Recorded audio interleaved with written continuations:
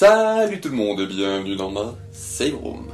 Pour ce 86e épisode de Bienvenue dans ma Save Room, je vais vous parler d'infos et de rumeurs sur Resident Evil. Alors aujourd'hui il y aura, on va dire deux rumeurs sur un potentiel Resident Evil Révélation 3, des infos Resident Evil 8, il y a une interview, une rumeur Resident Evil 8 et 6 photos de tournage du film Reboot. Voilà. Donc avant de vous parler de ces infos et rumeurs là, je vais vous faire un petit instant promo comme je fais à chaque fois. Donc si vous voulez le passer, vous retrouverez en description les timecodes des infos et rumeurs qui peuvent vous intéresser. Ou sinon, si vous voulez commencer directement à partir du générique, et bien, il y a aussi le timecode du générique. Voilà. Donc pour débuter mon instant promo, je me fais de l'auto-promo avec deux vidéos que j'ai sorties cette semaine. Donc l'expérience Léon S. Kennedy et le rapport sur l'opération Javier. Donc c'est des petites vidéos où je vous parle soit d'un personnage, soit d'un rapport de mission en quelque sorte. Donc c'est des petites vidéos qui sont, pour le moment je crois qu'il n'y en a pas une seule qui dépasse 10 minutes, ou il doit peut-être en avoir une, peut-être sur les chiens contaminés. Mais voilà, c'est pour apprendre un peu deux ou trois choses sur les personnages ou les choses qui se passent dans la saga quoi. Voilà, donc je vous laisse aller voir. Et si vous voulez avoir que la partie voix off, vous avez la playlist l'expérience / rapport sur en parenthèse Resident Evil, et du coup vous avez toutes les petites vidéos dedans avec seulement la voix off que je mettrai à jour quand il y aura des nouvelles infos à ajouter dedans. La chaîne Biohazard Trash ont fait une bio-radio lundi, je crois, juste avant, où ils parlent des leaks, de l'avenir de la saga, ils font leur bilan de Resident Evil 3 Remake et de Résistance, donc voilà, donc si vous voulez, ça vous intéresse, vous avez le lien de leur chaîne en description, si ça vous intéresse, vous allez voir un peu la vie d'autres personnes quoi. Et pour terminer, t'as Alice Moore fini cette semaine sur l'espace Resident Evil 3 Remake, mais en plus elle sort, alors je sais pas si ça va en faire plusieurs ou pas, mais des petits épisodes bonus où elle teste des modes. Donc là le mode là qu'elle a testé, je crois que c'est les ennemis sont des dinosaures. Ou Nemesis c'est un dinosaure, je sais plus, mais j'ai vu sur la miniature qu'il y avait un dinosaure, je l'ai pas regardé encore. Voilà. Donc vous retrouvez sa chaîne en description si vous voulez voir un peu son contenu. Voilà, donc ça c'est tout ce que j'avais pour aujourd'hui en instant promo. Maintenant, passons aux infos et rumeurs. C'est parti.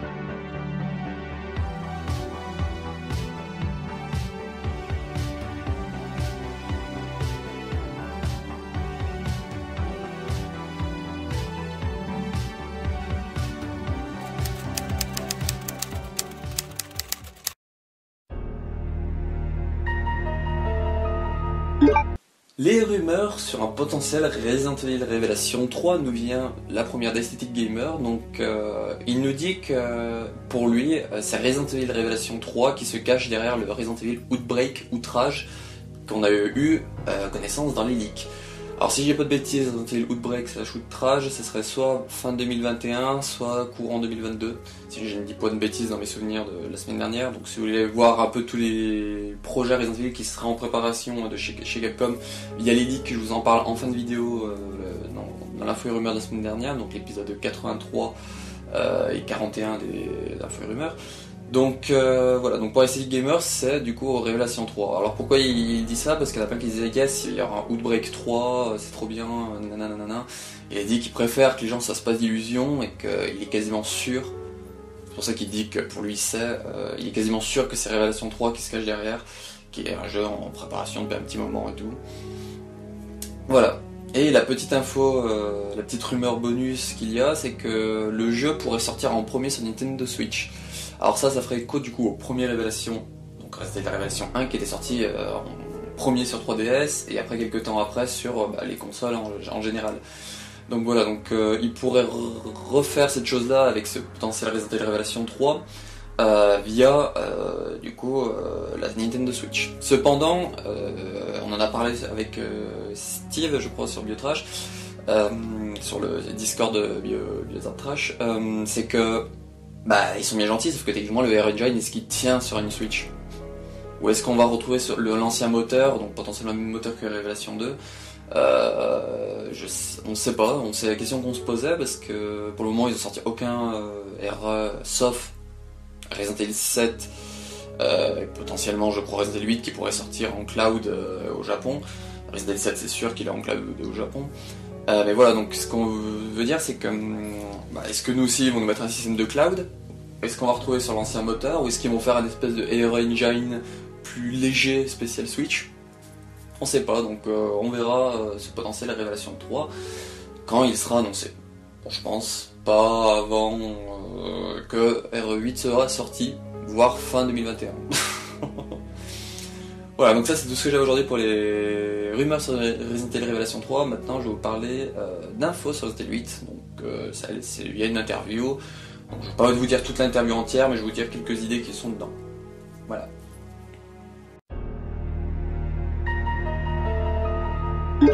Les infos Resident Evil 8, donc du coup, nous viennent d'une interview faite de Jun Takeuchi pour Famitsu. Donc, si vous voulez, je vous mettrai en description l'article en entier, pas l'article en entier, mais on va dire toute l'interview en entier. C'est sur le site BioHazard France que je l'ai trouvé. Donc voilà, donc vous retrouverez le lien de leur article si vous voulez voir toutes les questions et réponses. Et moi je vous dis juste les 2-3 idées qui en sont ressorties, parce qu'il n'y a pas vraiment de grosses nouveautés.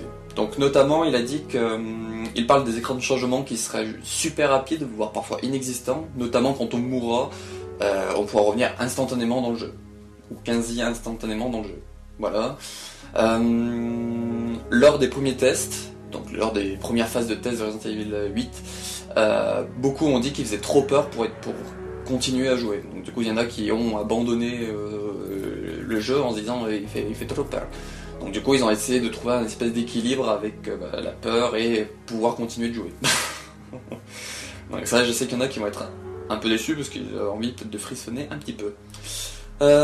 Du coup avec les gâchettes de la DualSense, donc la manette de la PS5, on devrait ressentir les différentes résistances dans les gâchettes des différentes armes. Notamment potentiellement je pense que la gâchette d'un pistolet sera plus souple à appuyer qu'une gâchette par exemple d'un fusil à pompe. Je pense que c'est ce qu'ils veulent dire. Donc ça je trouve ça super intéressant. Bon moi techniquement j'ai prévu de prendre la Series X, donc je découvrirai pas ça. Mais voilà, donc pour ceux qui ont pris une PS4 ou qui vont prendre une PS5, ça peut les intéresser de se dire putain mais mes gâchettes vont servir à quelque chose quoi. Et pour terminer, il redit Jun Takeuchi qu'ils essaient de faire une Resident Evil 8 sur version actuelle, donc sur la gen actuelle, mais que c'est difficile car le jeu est pensé pour une next gen. Donc ils ont rajouté beaucoup plus d'objets, donc le jeu est plus lourd. Ils ont fait en sorte pour les écrans de chargement qu'il n'y en ait pas beaucoup. Je sais plus ce qu'ils citent d'autres en exemple, vous pouvez aller voir en description, mais ils disent vraiment que c'est compliqué et qu'ils le font en parallèle, mais qu'ils pensaient pas que ça allait être aussi difficile quoi. Voilà, donc ça c'est tout ce que j'avais sur les infos Resident Evil 8. Vous pouvez retrouver, comme je vous l'ai dit plusieurs fois, l'article en description si ça vous intéresse vraiment de voir tout ce qui Jun Takeuchi nous dit. Ça, c'était les infos sur Resident Evil que j'avais pour aujourd'hui, et j'ai une petite rumeur qui nous vient d'Aesthetic Gamer pour la potentielle date de sortie. Voilà, donc c'est parti.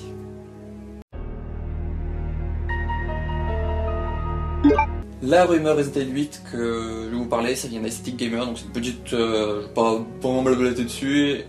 Il dit que pour lui, il a entendu plusieurs fois, ces derniers temps, que le jeu serait prévu pour mai 2021. Avec, pour l'estimation de date de sortie, qui serait du coup pour mai 2021. Donc nous, selon les leaks, on avait fin avril.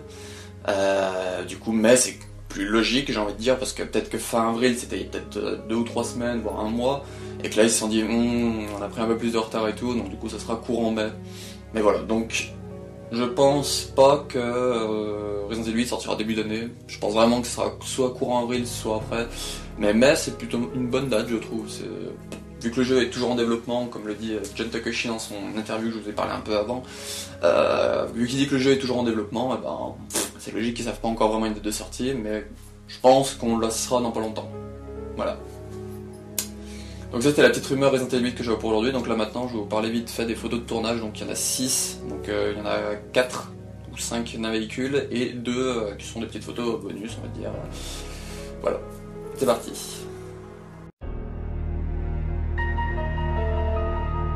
La première photo, donc c'est celle que vous verrez en ce moment. Donc ils ont terminé je pense les scènes avec l'hélicoptère dans les monts Arklay, parce que du coup il est en déplacement via une remorque. Donc les gens ont croisé ça sur l'autoroute, c'est cool. Voilà, donc je vais pas en blablater plus. Qu'est-ce que je pourrais dire dessus? C'est que il a duré à peu près une semaine, je crois, l'hélico. On a eu les premières photos la semaine dernière. Oui, peut-être 2 semaines, les premières. Donc voilà, donc c'est vraiment la scène extérieure, ils l'ont tourné en pas longtemps, quoi, je trouve. Mais bon, après, l'extérieur, ils vont pas y être 50 ans non plus. Voilà, c'est ce qu'il faut se dire aussi. Ensuite, donc là nous avons 4 photos qui défileront pendant que je parle, donc d'un véhicule, c'est le véhicule que je vous ai montré la semaine dernière, un petit véhicule de type Ranger.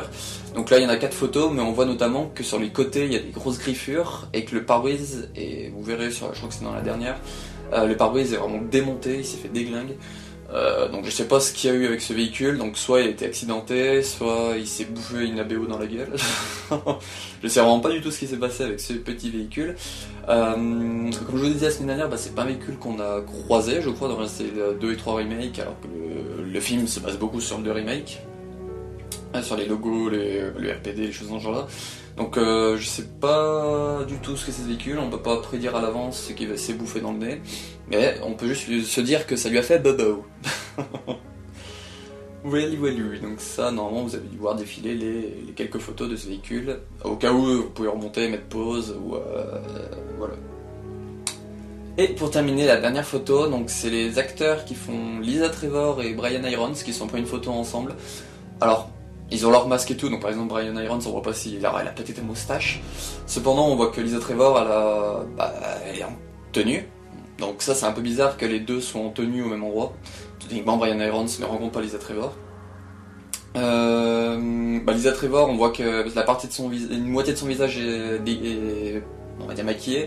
Moi, je pense que c'est parce que la première vidéo qu'on a su où elle était Lisa Trevor, je vous en avais parlé il y a 2 ou 3 semaines maintenant, peut-être même plus, c'est qu'elle se faisait un moulage de son visage et tout, donc je pense qu'elle s'est fait un petit moulage, et du coup on verra que la partie droite de son visage, la partie gauche sera cachée du coup par l'espèce de gros moulage qu'elle aura fait ultérieurement. Voilà. Donc c'est tout pour ce 86e épisode de Bienvenue dans ma Save Room et 42e épisode d'Info Rumeurs sur la télé, j'espère que vous aura plu. Donc cette semaine j'ai pas vraiment de vidéo de prévu, il y en a 2 que j'ai pensé à faire, mais si elles sont pas écrites et montées, il n'y en aura pas. Et du coup il y aura potentiellement un Info Rumeur fin de semaine. Voilà, donc je peux plus vous comme je fais à chaque fois une vidéo, donc je vous dis à une prochaine, et puis ciao.